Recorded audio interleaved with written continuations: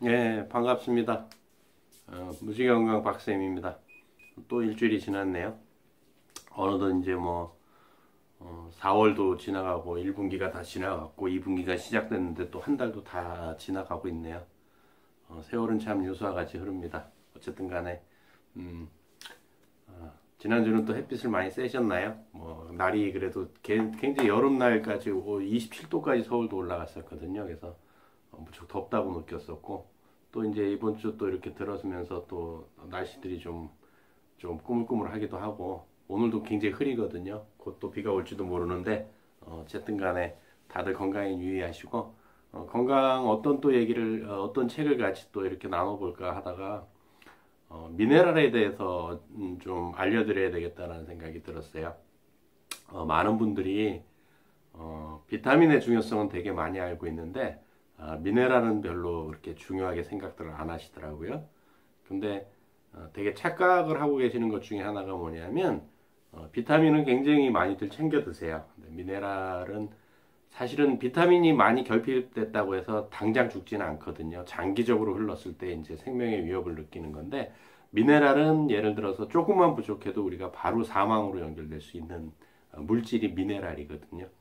그래서 굉장히 중요한데 많은 사람들이 미네랄의 중요성 그러면은 오직 한 가지만 떠올리시는 경향이 있어요. 칼슘. 예. 근데 미네랄이 칼슘만 존재하는 건 아니거든요. 지난번에 공부했던 셀레늄도 미네랄 종류고요. 하여간 미네랄은 굉장히 우리 생명과 직결되어 있기 때문에 전체적으로는 3.8%다 우리 몸을 구성하고 있는 비율의 3.8%고 정말 중요한 건 3.5%다. 요거는 필수적으로 우리가 이제 음식물을 통해서 섭취를 해야 되는 부분이다라고 해서 미네랄 3.5라는 책도 있거든요. 그것도 나중에 이제 미네랄 공부할 때 책은 계속 바뀌더라도 이제 책들을 소개하면서 미네랄에 대해서 좀 공부를 좀 할 거예요. 근데 단순히 칼슘만이 미네랄이 아니라는 사실을 보시면서 이제 굉장히 좀 오래된 책이긴 한데 지금 이게 시중에 있는지 없는지 모르겠어요. 근데 제가 이제 건강 공부할 때 초창기에 읽었던 책인데 죽은 의사는 거짓말을 하지 않는다라는 책이에요. 이분은 이제 91년도에 노벨 의학상 노미네이트 후보로 지명이 되신 분이고요. 수의사예요, 수의사. 그래서 닥터 조엘 월렉 박사를 잠깐 이분은 누구냐면 닥터 월렉의 혁신적인 사고는 수의학을 전공한 배경에서 비롯되었습니다. 그러니까 수의사로서 이제 동물들을 치료하고 하다 보니까 이제 깨닫게 된 게 되게 많은 거겠죠. 왜냐하면 이제 사람은 아프면 병원을 가잖아요. 그리고 어디가 아프다고 얘기를 할 수 있지만 동물들은 그게 안 됐던 거죠. 고기와 유제품을 생산해내는 동물들은 건강보험이 없기 때문에 영양을 개선하여 사료에 혼합해 먹임으로써 질병을 예방하고 치료해야 했기 때문이다. 예, 그러다 보니까 이제 미네랄의 중요성을 깨달아서 이런 책을 쓴 거고 이 책이 나오게 된 배경도 뭐냐면 뉴욕 라디오 방송에서 뉴욕에서 강의한 것을 라디오 방송을 이제 편집을 해서 나온 거에 이제 책으로 나온 것이거든요. 그래서 이분 같은 경우는 42년간 영양학과 생물학에 관한 연구를 지속하는 동안 동물들이 걸리는 수많은 질병을 치료하고 퇴치시켰을 뿐만 아니라 처음으로 포낭성 성유증이 유전병이 아니라 영양물의 부족 때문에 발생할 수 있다는 사실을 밝히면서 단순한 미네랄의 결핍만으로도 인간과 동물이 질병에 걸릴 수 있다는 것을 증명해냈습니다. 그래서 굉장히 미네랄 예찬자고요. 어떤 것보다 미네랄에 대해서 좀 이렇게 바이블 같은 그러면서 이제 현대의학을 또 날카롭게 또 비판도 하세요. 어쨌든가 근데 조금 이제 과장법도 되게 심하시고요. 나중에 이제 그 어떤 부분이 과장인지 제가 다 읽어 드릴 거예요. 근데 참 되게 재밌어요. 그래서 이 책을 이제 풀다 보면 이분이 이제 하신 얘기예요. 인간의 생명 연장과 영양소의 관계 그래가지고 앞에서도 얘기했지만 동물들에게는 의료보험이나 블루크로스 이제 이게 있는지 없는지 모르겠어요. 블루크로스라는 제도가 미국도 많이 바뀌었으니까. 근데 이제 이 당시 책이 나올 당시에는 이제 2002년도에 나온 책인데 이 당시에는 있었던 것 같아요. 그다음에 메디케어 등의 의료 혜택이 없기 때문입니다. 가축을 길러 돈을 벌려면 우선 자기 자신이 일을 할 줄 알아야 하고 될 수 있는 한 효율적으로 먹이고 영양을 공급해야 합니다. 그러지 않으면 죽으니까. 자연적으로 뭐 풀을 뜯어먹는 것도 아니고 하다 보니까요. 그래서 아프리카에 가서 뭐 코뿔소라든지 자연 야생에 있는 동물들을 또 되게 많이 치료하시고 해부하고 했던 역할들을 많이 하셨어요. 원렉 박사가. 그래서 이제 14페이지에 보게 되면 뭐라고 되어 있냐면 모든 사람과 동물의 자연사의 원인은 영양의 결핍, 영양의 가로 열고 영양의 불균형이다라고 해놨어요. 결국 사람뿐이 아니고 동물도 영양이 불균형하면 결국 이제 사망을 한다라는 얘기인 거죠. 그래서 15페이지에 보게 되면 12년 동안에 걸쳐 454종류가 넘는 동물에 대해 저는 약 17,500회 부검을 했으며 동물원 인근 주민 3천여 명의 사체를 부검했습니다. 그런데 이때 알아낸 것은 바로 사람이나 동물이나 자연사 하는 경우 그 사유는 모두 영양 부족 때문이라는 사실이었습니다. 라고 나오죠. 그럼 많은 분들이 좀 의구심을 가질 거예요. 현대인들이 영양 부족이 아니지 않느냐. 그러면 그때도 한번 질문을 드렸었고 뭐 스스로 답을 했지만 그럼 비만은 영양 과다냐? 이 문제를 생각을 해보셔야 된다는 거예요. 과연 몸이 정상적으로 돌아간다고 한다면 우리 인간의 몸이나 동물의 몸은 비만이 될 수 없거든요. 자연에서 생존하는 동물들이 비만한 동물들을 보신 적이 있는가요? 없죠. 없단 말이에요. 뭐 우리가 동물의 왕국이나 뭐 내셔널 지오그래픽 보면은 뭐 사자나 뭐 표범들이 그냥 단숨에 동물들을 사냥해서 잘 먹고 잘 사는 것 같지만 성공 확률은 30%예요. 그러니까 10번 사냥하면 3번 성공해서 먹고 사는 거거든요. 다 힘들어요. 인간만 먹고 사는 게 힘든 게 아니고 자연계에서 동물들 자체도 원래 먹고 사는 게 힘든 일이에요. 그런데 이제 자연에서 사는 동물들은 비만한 동물이 별로 없죠. 뭐 그렇게 하면 하마는 뚱뚱하지 않냐. 걔 체형은 원래 그런 거고요. 원래 그런 체형인 거고. 그 하마가 뚱뚱한 것이 아니고 원래 체형이 그런 거고요. 그 하마가 되게 재밌는 게 또 뭐예요? 우리는 하마가 육식동물인 줄 알지만 초식동물이에요. 그 초식동물들이 등치가 크단 말이에요. 코끼리도 크죠. 기린도 크죠. 그 들소들, 아프리카 들소들도 등치가 되게 크죠. 그리고 다 풀 뜯어먹고 자란단 말이에요. 그러면 우리가 이제 비만한 사람들을 보게 되면 이분들이 초식동물이냐? 뭐 그런 건 아니겠죠. 그럼 왜 이들이 살이 찔까? 영양 불균형으로 인해서 대사가 제대로 안 일어나기 때문에 살이 찌는 겁니다. 사실 저도 이제 코로나 사태로 인해서 활동이 뭐 10분의 1 이상이 줄었기 때문에 진짜 딱 요즘 그런 얘기를 되게 많이 듣는 게 얼굴 되게 좋아졌다는 얘기를 많이 들어요. 화면을 통해서 이제 지인분들이 이렇게 해서 보내주는데 얼굴 되게 좋아졌대요. 그래서 얼굴 좋아진 것 같아요. 왜 그러냐요? 그래서 놀고 먹으니까 좀 좋아진 것 같습니다. 그러면서 이제 어느 분한테는 그랬어요. 얼굴과 배가 좋아졌습니다. 그랬죠. 그러니까 이제 배는 화면상으로 안 나오지만 원래 배가 안 나왔었는데 배가 되게 많이 나오게 됐어요. 활동 안 하고 앉아 있다 보니까. 그래서 이제 이 원렉 박사가 하는 얘기가 우리가 일반적으로 알고 있는 장수하는 3가지 요인이 있다고 뭐 여러 군데서 얘기를 하잖아요. 첫 번째가 이제 이 3가지를 들어서 이게 얼마나 모순됐는지를 얘기를 하시는 거예요. 그래서 17페이지에 보게 되면 건강과 장수를 위해 해볼 만한 가치가 있다고 하는 제일 중요한 3가지 일들에 관해 과연 어떠한 증거가 있는가 한번 검토해 보겠습니다. 첫 번째, 구석기 시대의 동굴 생활 방식 이렇게 돼 있고, 두 번째는 요가, 세 번째는 지중해식 음식. 이거를 3가지를 이제 얘기를 하시는 거예요. 그래서 이제 요즘 되게 많죠. 그래서 책도 나온 게 있어요. 팔레오 생활 그래가지고 저 구석기 시대나 신석기 인들처럼 우리가 활동을 하고 채식을 먹고 뭐 이렇게 좋은 기름을 먹고 하면 장수하고 건강하다라고 얘기하는 것인데 과연 그러냐 이거죠. 그래서 첫 번째 구석기 시대의 동굴 생활 방식 해가지고 이때는 고기나 채소도 모든 것을 날 것으로 먹는 것입니다라고 했고, 또 굉장히 많이 돌아다녔겠죠. 음식을 구하기 위해서. 그랬는데 되게 재밌는 게 좀 오래되긴 했지만 아시라고 이태리 알프스산에서 발견된 그 빙하가 녹으면서 발견된 미이라가 발견됐어요. 그래서 아시라고 부르는데 청동기 시대의 미이라고요. 사망은 25세에서 40세 사이, 나이는 그 정도로 추정이 되는데 뭐가 이 미이라에서 발견됐냐면 퇴행성 관절염이 발견됐고요. 동맥경화가 발견됐다라는 거예요. 그러니까 우리가 채식을 한다고 해서 다 건강한 것도, 육식을 한다고 해서 다 건강이 나빠지는 것은 결코 아니에요. 그런 것들을 골고루 먹어야 되는데, 정말 중요한 것이 미네랄. 청동기 시대라고 한다면 정말로 잘 생각해 보십시오. 얼마나 자연이 깨끗하고 자연에서 햇빛과 비와 이런 걸로 자라는 음식물을 먹었는데도 퇴행성 관절염이 걸리고 또 그렇게 돌아다녔는데도 또 동맥경화도 생겼다라는 얘기예요. 그래서 구석기 시대에 동굴 생활 방식을 한다고 해서 우리가 결코 건강하게 살 수 있는 건 아니다라는 반박을 하시는 거고요. 두 번째 이제 요가에 대해서 얘기를 한 건데 서방국에서 제일 가는 요가와 참선의 대가인 55세 된 뭐 리타 가라라는 분이 있었는데 그는 세속적인 것을 떠나 참선으로 크게 도통을 했다고 믿었는데 셀레늄 결핍 때문에 심근증에 의한 심장마비로 55세에 죽었습니다라고 이제 책에 기술이 돼 있어요.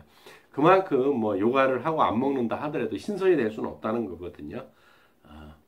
또 세 번째 지중해식 음식이라고 했는데 결국 지중해식 음식을 그렇게 많이 먹어도 그리스나 이태리 사람들도 우리처럼 평균 75.5세를 삽니다. 그러니까 그런 것들이 뭐 다 우리 장수를 보장해 주는 것도 아니라는 얘기들이에요. 결국 이분이 하고 싶은 얘기는 풍부하게 미네랄을 섭취해야 된다는 얘기를 하시고 싶은 거죠. 그래서 그 다음 페이지에 보게 되면, 그러니까 23페이지에 뭐라고 돼 있냐면 세계 장수촌의 장수 비결 그래가지고 이렇게 사진까지 기재를 했어요. 사진까지 기재를 하고 이 밑에 글을 적어 넣었는데 여기 뭐라고 되어 있냐면 세계 장수 마을, 그래서 중국 서부의 티베트, 서부 러시아 게오르기아, 남쪽의 아르메니아, 아테지아, 아저바지, 그 다음에 에콰도르 안데스 지방의 비카본바, 페루 동남부의 티티카카 등 평균 120에서 140세를 산답니다. 평균 나이가 120에서 140세랍니다. 그 공통점은 빙하가 산을 깎아 녹아내리는 물로 60여 종의 콜로이드 미네랄을 섭취한다는 공통점이 있답니다. 그러니까 오래 살려면, 건강하게 오래 살려면 미네랄을 충분히 섭취해 줘야 된다는 얘기를 하고 싶은 거예요. 그래서 게오르기아 사람들은 1970년대에 데논 요구르트로 유명해졌습니다. 크리미아 전쟁 노병들을 기억하시죠? 군복을 입은 채로 군도를 높이 쳐들고 데논 요구르트 컵을 들고 크게 우는 활기 넘치는 그들은 데논 요구르트 덕분에 120세를 살았습니다. 라고 해놓은 거죠. 천연 발효. 그러니까 미네랄이 살아있는 거죠. 이렇게 오래 살 수 있다라는 거. 미네랄을 충분히 섭취하라는 거. 그래서 우리 일상생활에서 26페이지에 보게 되면 보통 초콜릿이나 설탕을 심히 먹고 싶어 하는 것은 크로뮴, 바다듐 결핍 때문에 설탕이나 초콜릿을 먹기를 원한답니다. 그래서 이제 27페이지에 보게 되면 인간이 120세에서 140세까지 살 수 있다는 것은 이제 더 이상 의심할 여지가 없습니다. 자, 어떠세요? 요즘도 이제 몇 년 전부터 그랬지만 120까지는 살 거다라고 얘기를 하면 사람들은 그렇게 살기 싫대요. 그렇게 살기 왜 싫을까요? 한번 생각을 해보십시오. 세계 3대 거짓말이 있거든요. 첫 번째가 어르신이 빨리 죽고 싶다는 거. 두 번째가 상인이 손해보고 판다는 거. 세 번째, 노처녀가 시집가기 싫다는 거. 물론 이제 세 번째는 좀 세상이 바뀌다 보니까 많이 바뀌었는데 3대 거짓말의 첫 번째가 빨리 죽고 싶다는 거, 그 거짓말입니다. 그래서 뭐 이제 120세까지 평균 살 건데 하면은 난 그렇게 살기 싫어. 70세까지만 살 거야. 75세까지만 살 거야. 이런 분들이 상당히 많거든요. 근데 대한민국 여성 평균 연령이 지금 현재 우리나라 여성만 따지면 87세입니다. 평균 연령이에요. 평균 연령. 뭐 교통사고로 뭐 죽은 아이, 또 뭐 성적비관에서 이렇게 자살한 아이, 이런 다 합쳤을 때 87세가 나온 거예요.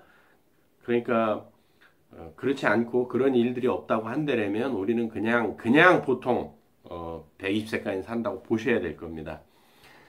현재 미국에는, 현재라고 하는 거는 이 책이 나온 게 저희 나라에서 출판된 게 2002년도 책이에요. 2002년도에 출간이 됐고, 그럼 미국에서는 좀 더 일찍 나왔겠죠? 그 당시일 거예요. 현재 미국에는 105세 이상 된 사람이 54,000명에 달하고 있습니다. 2050년이 되면 105세 이상 된 사람이 150만 명이 될 것입니다. 2050년이 되면요. 글쎄요. 150만 명 그것만 될까 싶습니다만은 개인적으로 생각으로. 그래서 이제 그 다음 페이지에 뭐라고 돼 있냐면 이제 현대의학을 좀 비난하시는 분이에요. 왜냐면 이분은 또 이렇게 뭐 자신이 개발한 이렇게 건강기능식품을 좀 판매를 하거든요. 통신 판매나 이런 걸 통해서 판매를 하시기 때문에 이제 약을 믿지 말라라고 자꾸 얘기를 하는 분인데 어쨌든 간에 28페이지 보게 되면 전쟁보다 무서운 의료사고 이렇게 해가지고 이분이 하신 얘기예요. 28페이지에 보게 되면 지뢰를 피하든 무모하게 죽지 않기 위해서 마지막으로 꼭 드리고 싶은 말씀은 의사에게 가는 것을 피하라는 겁니다. 왜냐하면 의사가 여러분을 죽일 확률이 반반이기 때문입니다. 그래갖고 이제 이것은 대단히 격렬한 표현인데 구체적으로 입증해 드리겠습니다. 그래가지고 이제 쭉 이렇게 해놨어요. 그래서 이분의 와이프도 외과 의사. 재밌어요. 저의 많은 절친한 친구들이 의사들이며 제 아내 역시 외과 의사이기 때문에 말 조심을 해야 되겠습니다. 그래서 저는 꼭 이 사실만을 말씀드리겠습니다. 해갖고 이제 몇 년도에 뭐 이렇게 나온 것들을 얘기를 하는데 소비자 보호주의자인 랄프 네더가 말하는 결론만을 여기에 인용한다면 병원에서만 매년 미국인 30만 명을 의료 태만 행위로 죽입니다. 이건 미국의 케이스예요. 우리나라 그렇다는 건 아니에요. 30만 명이 의료사고로 사망을 한답니다. 그래서 이 랄프 네더라는 분이 단어에 킬이라는 단어를 썼대요. 죽이다라는 단어를 썼습니다. 죽이다라는 단어를 쓴 것은 의사가 의료 행위를 할 때 과오를 범하는 것을 뜻합니다. 다시 말해서 약을 잘못 처방하기도 하고 소수점을 잘못 찍어 약의 용량을 잘못 줌으로써 의사들은 1년에 30만 명이나 사람을 죽입니다. 라고 이렇게 해놨어요. 그리고 또 이제 31페이지에 보게 되면 안전불감증에 걸린 의사들 해갖고 이제 이렇게 쭉 나오는데 몇 가지 사례가 나와요. 32페이지에 하버드 의대에서는 1972년 아주 중대한 조사를 해서 그 결과를 미국 의학지를 포함한 세계의 모든 의료 전문지를 통해 발표했는데 의사들의 환각제 불법 사용에 관한 것입니다. 70년대예요. 70년대예요. 그러니까 지금은 안 그러겠죠. 이 약들은 암거래 마약과 처방 마약, 코카인, 마리화나, 스피드, 벤젠페놀, 바비추레이트, 아편 유도체 등을 말합니다. 조사 내용은 퍽 놀라웠습니다. 미국의 면허의사 중 52%가 매주 마약을 한다는 내용이었습니다. 의사의 52%가 마약을 한답니다. 뭐 우리나라는 아니겠죠. 마약 구하기도 힘들 텐데.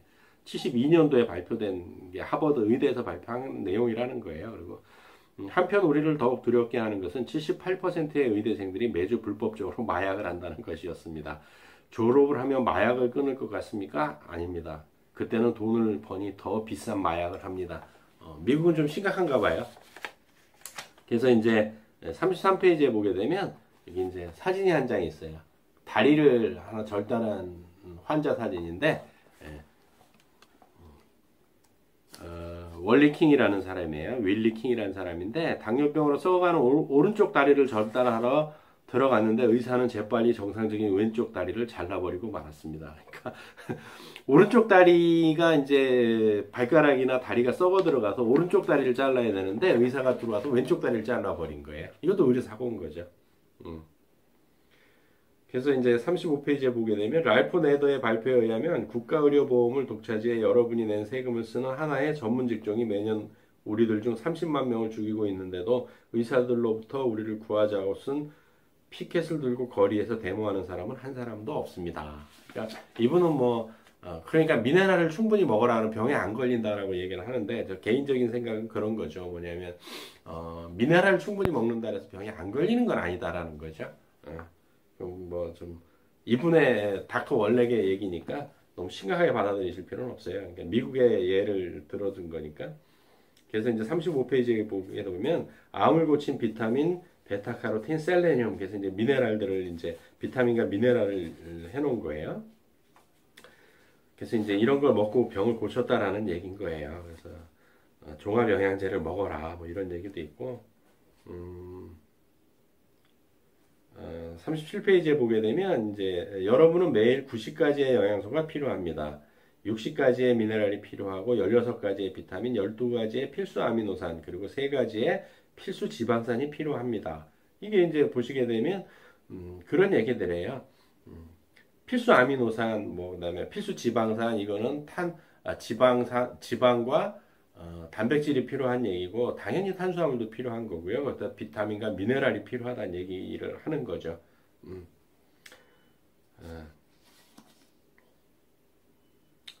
제가 가장 좋아하는 기사가 1992년 4월 6일자 타임지에 실렸습니다.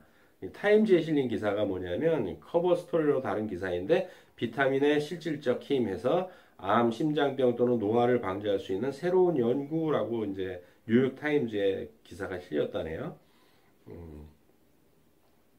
근데 이제 여기 그 내용을 보게 되면 의사한테 물어봤답니다. 어느 의사에게 보조 영양제로 비타민과 미네랄을 섭취하는 것에 대해 어떻게 생각하느냐고 물었더니 그 의사는 비타민을 입에 털어넣는 것은 아무것도 이로울 게 없습니다. 우리가 먹는 음식에는 필요한 모든 비타민이 들어있으므로 보조 영양제를 섭취하는 것은 단지 비싼 소변만 볼 뿐입니다. 라고 했습니다. 우리나라 TV에서도 이런 얘기를 제가 들어본 적이 있어요. 의사 선생님이 이런 얘기를 하셨어요. 그럼 각자가 선택해야 하는 거죠. 예. 어쨌든 간에. 그래서 여기에 이제 뭐라고 나와 있냐면 39페이지에 보게 되면 이 얘기가 옳지 않다라는 거를 얘기를 하기 위해서 노벨상을 둘씩이나 수상한 라이너스 폴링은 말하기를 암을 예방하려면 하루에 1000mg의 비타민 C를 섭취해야 한다고 했다라는 거예요. 어. 그 하여간에 그리고 미국 같은 경우는 건강기능식품을 가도 비타민 C 한 알에 500ml 이하짜리는 살 수가 없습니다. 그러니까 다 이게 500ml 이상이 돼 있다는 거죠. 근데 우리나라는 제약사에서만 이제 그 이상을 만들어낼 수 있는 좀그 법적인 문제가 있는 건데요. 어쨌든 간에 이렇게 비타민 C는 사실은 뭐 석박사 논문으로 되게 많이 나와 있지만 10,000ml 정도면 감기를 정지시킬 수 있다라고 논문으로도 굉장히 많이 발표된 상황이고요. 근데 이제 또 라이너스 폴링 박사는 또 암까지 하루에 10,000ml 비타민 C를 계속 섭취하게 되면 암까지도 예방할 수 있다라고 얘기를 했다네요. 음. 또 비타민 E와 이거는 라이너스 폴링 박사 얘기가 아니고요. 이제 여기서부터는 이제 다시 닥터 월렉의 얘기예요. 비타민 E와 베타카로틴 그리고 트레이스 미네랄인 셀레늄을 5년 동안 복용한 그룹에서는 모든 질병으로 죽는 사람의 수가 9%나 줄었습니다. 그 5년 동안 거의 100명에 10명 혹은 10명에 1명은 어떤 병에 걸렸건 죽을 거라고 한 사람들이 생존하게 된 것입니다.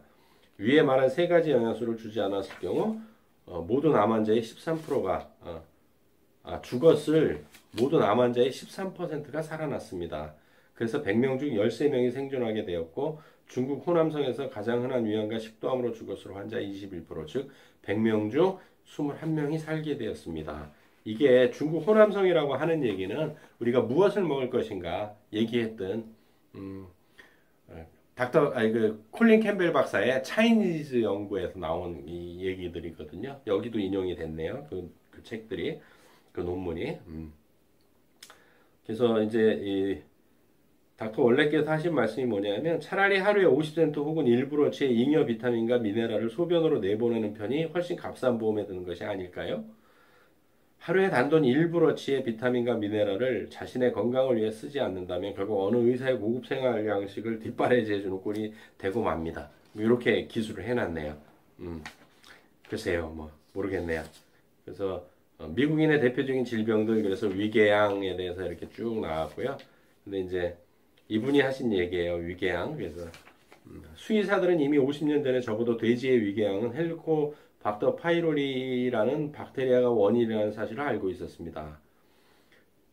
그래서 왜 그러면은 원래 우리 인간의 위장에는 돼지뿐이 아니고 포유류의 위장에는 헬리코박터 파이로리균이 있는데 얘가 왜 갑자기 이렇게 됐느냐? 그거는 항생제를 많이 써서 했다는 게 요즘 의사 선생님들 얘기들로 많이 나오거든요. 어쨌든 간 테트라사이클린 항생제에 들어있는 비스머스라는 트레이스 미네랄로 수술하지 않고 돼지의 위궤양을 예방하고 치료할 수 있습니다. 그러니까 돼지한테는 어쨌든 간에 미네랄로 위궤양을 고쳐준다고 하네요. 고작 5불밖에 들지 않고 테트라사이클린에 들어있는 비스머스라는 트레이스 미네랄로 돼지의 위궤양을 치료한 것입니다. 5불로요. 그러니까 미네랄로 위궤양도 잡을 수 있다라는 얘기예요. 글쎄요, 이건 뭐 돼지하고 사람하고 같다고 볼 수는 없는데 어쨌든 간 닥터 월렉의 한 얘기고요. 두 번째는 암도 미네랄로 고쳤다라는 거고, 세 번째 관절염도 그랬다라는 얘기예요. 아, 그래서 월렉의 돼지 관절염 치료법 해가지고 이게 되게 재밌는 얘기를 하는데 48페이지에 보게 되면 돼지의 관절염 치료법이에요. 지금 쓰고 있는 것이 고작 아스피린, 금주입, 타이레놀, 프로토존과 코르티존 등인데 이런 약들은 모두 교원질의 원료가 아니기 때문에 이런 것들을 써가지고는 교원질이 다시 자랄 수 없습니다. 교원질이라고 하는 건 뭐냐면 물렁뼈라고 생각을 하시면 돼요. 그러나 올바른 미네랄을 적절한 비율로 배합하나 90가지의 필수 영양소를 섭취했을 경우는 다릅니다. 그러니까 돼지의 관절염을 고치는데 90가지의 필수 영양소를 미네랄 적절히 섞어서 먹이니까 돼지의 관절염이 나았다라는 얘기예요. 그럼 이제 이 얘기를 이제 보시는 이제 우리 시청자분들이나 이렇게 구독자분들께서는 인간이 돼지냐 라고 얘기를 하거든요. 하실 수 있거든요. 근데 우리 인공장기를 만들 때 내 세포를 빼서 배양을 시킬 때 어디다 하는지 생각을 해보십시오.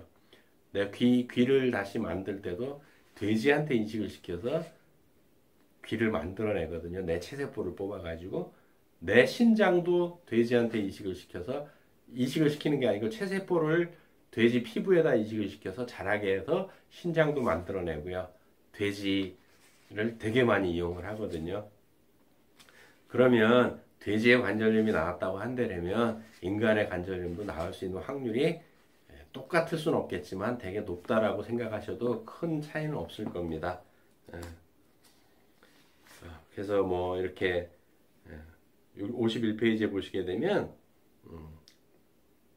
하버드 의대에서는 닥터 월렉의 돼지 관절염 처방 중에서 제일 터무니없는 3분의 1만 한번 써보자고 하고는 임상실험을 했습니다. 연구 보고서는 1993년 9월 24일에 발표되었습니다. 이건 실질적으로 이제 하버드 의대에서 실험한 얘기예요. 이 연구 보고서의 제목은 임상실험에서 닭고기의 단백질이 관절염으로 인한 부종 및 통증을 멈추게 하다였습니다. 항염제로 금을 주입하기도 하고 메토트렉세이트나 프로토존, 이게 약들이에요. 물리치료 등 여러분이 상상할 수 있는 좋다는 것은 다 해보았고 마지막으로 관절교체 수술만 기다리는 환자들이었습니다. 그런데 3분의 1 닥터 월렉이 돼지관절염 처방 중에서 터무니없는 3분의 1만 했던 임상실험의 결과가 어떻게 나왔냐면 하버드 의대의 발표에 의하면 10일 내에 통증과 염증이 사라졌다고 했습니다.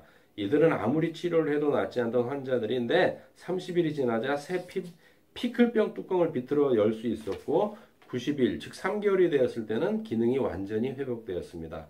그런데 한 가지 재미있는 사실은 담당 수석 연구원이 말하기를 3개월 후 이 약의 효과가 확실해졌다고 했습니다. 병이 나았으니 닭 물렁뼈를 약이라고 부르게 되었습니다. 그래서 닥터 월렉이 뭐라고 하냐면 이것도 이렇게 사 먹기 아까우면 그 KFC 쓰레기 버리는 데 가면 닭 이 교원질 물렁뼈를 다 버린다 이거예요. 그 쓰레기통에 뒤져서 닭뼈의 물렁뼈를 다 수거해서 먹어라. 그럼 관절염 낫는다라고까지 이 책에 표현이 되어 있거든요. 그러니까 좀 뻥은 심하죠.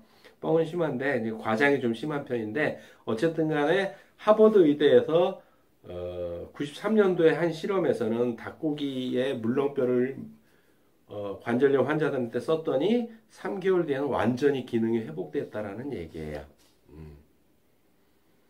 어떻게 생각하실지 모르겠지만 책엔 그렇게 돼 있네요. 또 53페이지에 되게 재밌는 얘기가 있는데 뭐 벌써 시간이 다 됐네요. 그죠? 근데 어쨌든 간에